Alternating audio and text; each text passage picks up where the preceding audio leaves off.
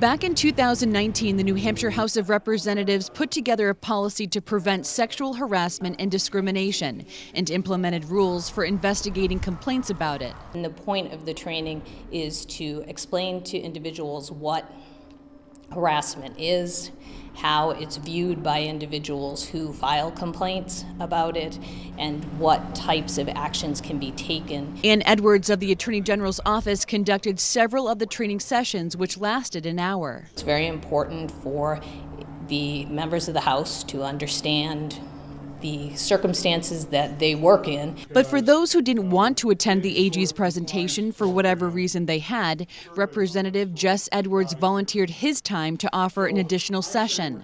I actually try to get into the case law that has brought us to where we are today, because I think as legislators we need to understand the legislative history. House Speaker Steve Shurtleff says he approved the additional session, which is similar to the one run by the Attorney General's office. I did it for the simple reason that he was certified by the federal government to be an instructor. And if more people felt like going, they know he's a member of the Republican caucus. If they felt more comfortable getting the training from him, that's fine.